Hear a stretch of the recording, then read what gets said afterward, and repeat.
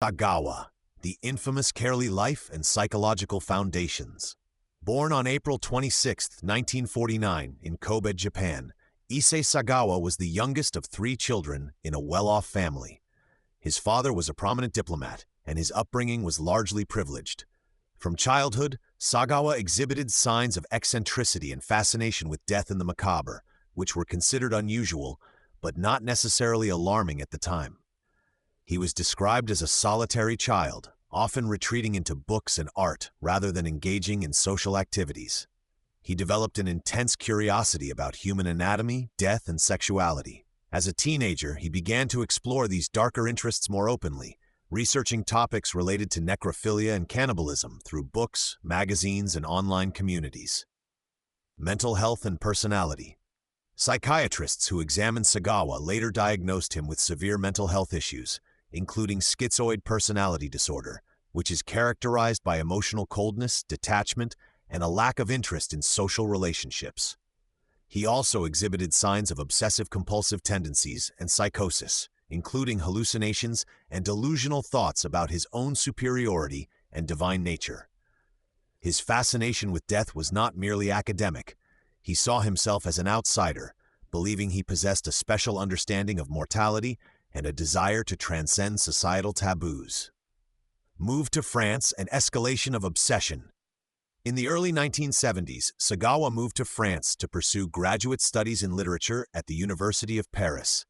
During his time abroad, his obsession deepened. He immersed himself in French art, philosophy, and literature, but behind this cultured facade lay a growing fixation on cannibalism, necrophilia, and the idea of consuming human flesh as a means of achieving transcendence.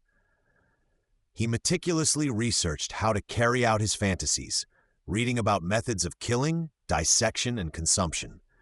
His mental state deteriorated further, and he experienced hallucinations and delusional beliefs that he was a divine or supernatural entity capable of breaking moral laws. The crime, murder and cannibalism. The fateful night, June 11, 1981. Sagawa lured Renée Hartevelt, a 25-year-old Dutch exchange student, to his apartment in the suburb of Paris. He claimed he wanted to share a meal with her, but his true intent was to satisfy his long-standing desire to taste human flesh. He shot her in the back with a rifle, killing her instantly. The act was a culmination of years of obsession with cannibalism and necrophilia. After the murder, Sagawa dismembered her body in his apartment. He carefully removed flesh, storing parts in his refrigerator and freezer with the intention of consuming them. The dismemberment and preservation. Sagawa's dissection was methodical. He cut off limbs, removed the head, and kept some parts as trophies. He also attempted to preserve some of her flesh, including her head and internal organs, in a bid to keep them as mementos. He described the act as a spiritual experience, believing that consuming her flesh would grant him some form of transcendence and divine power.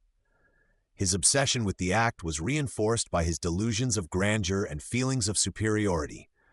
He believed he was a special individual capable of defying societal norms. Discovery and arrest. His crimes were eventually uncovered when neighbors complained about a foul smell emanating from his apartment.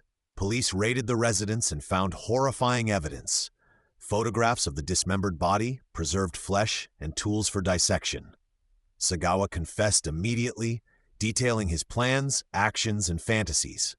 His mental health was again evaluated, and experts confirmed he was suffering from severe psychosis at the time of the murder. The trial and mental health defense, legal proceedings. Sagawa was detained and tried in France for murder. His defense team argued that he was mentally ill and not fully responsible for his actions, citing his schizophrenia and psychosis. Expert witnesses testified that he was delusional and suffering from a mental disorder that impaired his judgment. In 1982, the French court declared him legally insane and unfit to stand trial, leading to his confinement in a psychiatric hospital rather than a prison. This ruling acknowledged that his mental illness was a key factor in his crimes. Deportation and public reaction. In 1985, after being declared unfit for trial, Sagawa was deported to Japan. His case caused a media sensation, both for the brutality of the crime and his bizarre persona. Many Japanese citizens were both horrified and fascinated, and the case sparked debates about mental health, criminal responsibility, and the sensationalist media, life after deportation and media persona. Back in Japan, Sagawa became a controversial media personality. He appeared on numerous talk shows, authored books, and gave interviews about his fantasies, mental health struggles, and the crime itself. His candidness shocked the public. He openly discussed necrophilia, cannibalism, and his delusions. He was often portrayed as a monstrous figure, yet some mental health advocates argued that his case highlighted the importance of psychiatric care and early intervention.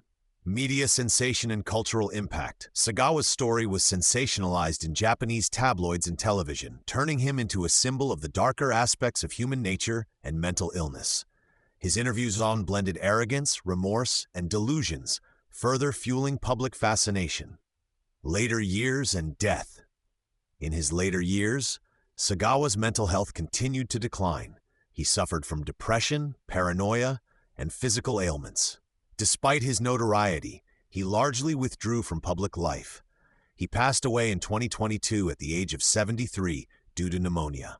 Legacy and reflection. Legacy in crime and psychology. Sagawa's case remains one of the most infamous in Japanese history, raising questions about mental health, responsibility, and the criminal justice system. His actions, driven by severe mental illness and delusional beliefs, highlight the tragic consequences of untreated psychiatric disorders.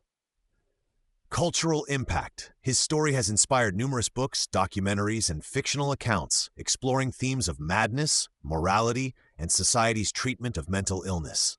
It continues to provoke debate about the boundaries of human behavior and the importance of psychological care. Moral and ethical discussions. The case also prompts reflection on the ethics of sensationalism in media, the societal response to mental illness, and the importance of early psychiatric intervention to prevent such tragedies. If you like The Reel, don't forget to hit the like button and subscribe.